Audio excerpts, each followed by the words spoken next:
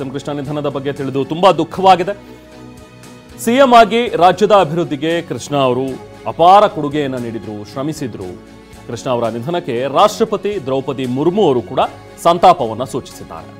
M Krishna ಅವರ ನಿಧನದ ಬಗ್ಗೆ ತಿಳಿದು ನನಗೆ ಅತೀವ ದುಃಖವಾಗಿದೆ ಅನ್ನುವಂಥ ಒಂದು ಮಾತುಗಳನ್ನು ದ್ರೌಪದಿ ಮುರ್ಮು ಅವರು ಕೂಡ ಹೇಳಿದ್ದಾರೆ. ಹಾಗೆ ಪ್ರಧಾನಮಂತ್ರಿ ನರೇಂದ್ರ ಮೋದಿ ಅವರು ಕೂಡ ತಮ್ಮ ಎಕ್ಸ್ ಖಾತೆಯಲ್ಲಿ ಬರೆದಿದ್ದನ್ನು ನಾವು ಕೂಡ ನೋಡ್ತಾ ಇದ್ವಿ. ಟ್ವೀಟ್ ಮಾಡಿ ಅವರು ಕೂಡ ಸಂತಾಪವನ್ನು ಸೂಚಿಸಿದರು. ನೋಡಿ, ಇದು ದ್ರೌಪದಿ ಮುರ್ಮು ಅವರು ರಾಷ್ಟ್ರಪತಿಗಳು ಬರೆದಿರುವಂತಹ ಕೆಲವೊಂದಷ್ಟು ಸಾಲುಗಳು. ನಿಜಕ್ಕೂ ಬೇಸರವಾಗುತ್ತೆ. ಎಂ ಕೃಷ್ಣ ಅವರು ನಿಧನರಾದರು ಅನ್ನುವಂಥ ಒಂದು ವಿಚಾರ ತಿಳಿದು. ಅವರ ಕೊಡುಗೆ ಅಪಾರ. ಅವರು ಸಿಎಂ ಆಗಿದ್ದಂತಹ ಸಂದರ್ಭದಲ್ಲಿ, ಜೊತೆಗೆ ಮಹಾರಾಷ್ಟ್ರದ ರಾಜ್ಯಪಾಲರಾಗಿದ್ದಂತಹ ಸಂದರ್ಭದಲ್ಲಿ, ಹಾಗೆ ಕೇಂದ್ರದಲ್ಲಿ ಮಂತ್ರಿಯಾಗಿದ್ದಂತಹ ಸಂದರ್ಭದಲ್ಲೂ ಕೂಡ ವಿದೇಶಾಂಗ ವ್ಯವಹಾರಗಳ ಸಚಿವರಾಗಿ ಏನವರು ಸೇವೆಯನ್ನು ಸಲ್ಲಿಸಿದ್ರು. ಸೊ ಆ ಟೈಮ್ನಲ್ಲೂ ಕೂಡ ಅಪಾರವಾದಂಥ ಕೆಲಸಗಳನ್ನು ಮಾಡಿದ್ದಾರೆ.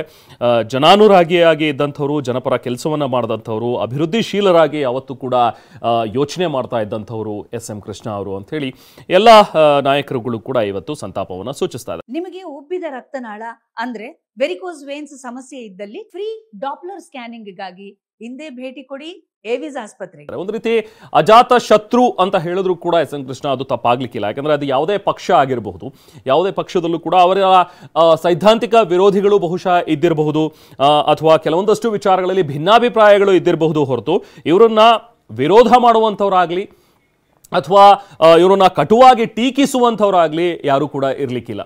ಅದು ಬಹುಶಃ ಈ ಹಿಂದಿನ 90s ಕೂಡ ರಾಜಕಾರಣವನ್ನು ಯಾರು ಫಾಲೋ ಮಾಡ್ಕೊಂಡು ಬಂದಿರ್ತಾರೆ ಅಂಥವ್ರಿಗೆ ಸಹಜವಾಗಿ ಇದು ಅರ್ಥವಾಗುತ್ತೆ. 90s ರಾಜಕಾರಣದಲ್ಲಿ ಎಷ್ಟೇ ಎಲೆಕ್ಷನ್ಸ್ಗಳು ಬಂದು ಕೂಡ ಅಲ್ಲಿ ಸಿದ್ಧಾಂತಗಳ ಮೇಲೆ, ಅಭಿವೃದ್ಧಿ ಕೆಲಸಗಳ ಮೇಲೆ ಆಗ್ತಾ ಇದ್ದಂಥ ಒಂದಷ್ಟು ಎಲೆಕ್ಷನ್ಗಳು, ಅಭಿವೃದ್ಧಿ ಪರವಾಗಿ ಎಲ್ಲರೂ ಕೂಡ ಭಾಷಣಗಳನ್ನು ಮಾಡ್ತಾ ಇದ್ರು. ಹೊರತು ಒಬ್ಬ ನಾಯಕನನ್ನು ಟೀಕಿಸಬೇಕು ಅಂತ ಹೇಳಿ ಅಧಪತನಕ್ಕೆ ಇಳಿದು, ಕೆಳಮಟ್ಟಕ್ಕೆ ಇಳಿದು ಯಾರು ಕೂಡ ಟೀಕಿಸುವಂಥದ್ದು ಕಾಣಿಸ್ತಾ ಇರಲಿಲ್ಲ. ಬಟ್ ಇತ್ತೀಚಿನ ದಿನಗಳಲ್ಲಿ ಕೆಲವೊಂದಷ್ಟು ಜನ ನಾಲಿಗೆ ಹರಿಬಿಡ್ತಾರೆ, ನಾಲಿಗೆ ಬೇಕಾದಷ್ಟು ಏನೋ ಬೇಕಾಬಿಟ್ಟಿಯಾಗಿ ಮಾತುಗಳನ್ನು ಆಡ್ತಾರೆ. ಅಂಥದ್ದು ಆಗಿನ ರಾಜಕಾರಣಗಳಲ್ಲಿ ಕಾಣಿಸ್ತಾ ಇರಲಿಲ್ಲ. ಸೊ ಆಗಿನ ಟೈಮ್ನಲ್ಲಿ ಇದ್ದಂಥವ್ರು ಅಂತ ಹೇಳಿದ್ರೆ ಎಂ ಕೃಷ್ಣ ಅವರು.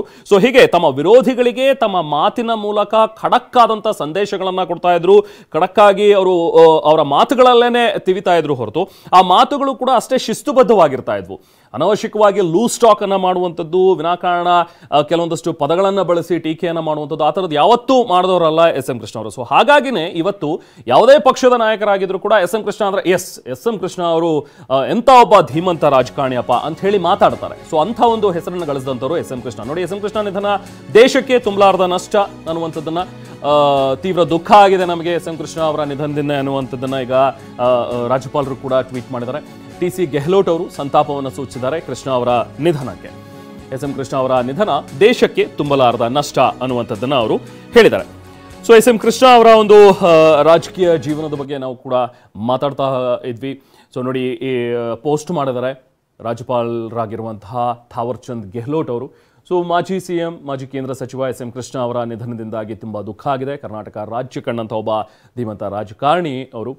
ಅಭಿವೃದ್ಧಿ ಕಾರ್ಯಗಳನ್ನು ಕೈಗೆತ್ತಿಕೊಂಡು ಉತ್ತಮ ಸೇವೆಯನ್ನು ಸಲ್ಲಿಸಿದ್ದಾರೆ. ಅವರ ನಿಧನದಿಂದ ತುಂಬಲಾರದ ನಷ್ಟವಾಗಿದೆ ಅನ್ನುವಂಥದ್ದನ್ನು ಇವತ್ತು ಟಿ.ಸಿ. ಗೆಹ್ಲೋಟ್ ಅವರು ಕೂಡ ಟ್ವೀಟ್ ಮೂಲಕ ತಮ್ಮ ಒಂದು ಸಂತಾಪವನ್ನು ಸೂಚಿಸಿದ್ದಾರೆ, ಪೋಸ್ಟ್ ಮಾಡಿದ್ದಾರೆ. ಇನ್ಫ್ಯಾಕ್ಟ್ ಅವರು ತಮ್ಮ ಒಂದು ಮಾತುಗಳನ್ನು, ಇದು ಗೆಹ್ಲೋಟ್ ಅವರು ಹೇಳಿರುವಂತಹ ಒಂದು ಮಾತುಗಳು. ಸೊ ಬಹುಶಃ ಒಬ್ಬ ವಿವಾದ ರಹಿತ ರಾಜಕಾರಣಿ, ಪ್ರತಿಯೊಬ್ಬರಿಗೂ ಕೂಡ ಆಪ್ತರಾಗಿದ್ದಂತಹ ಒಬ್ಬ ರಾಜಕಾರಣಿ ಅಂತ ಹೇಳಿದ್ರೆ ಅದು ಎಂ ಕೃಷ್ಣ ಅವರು.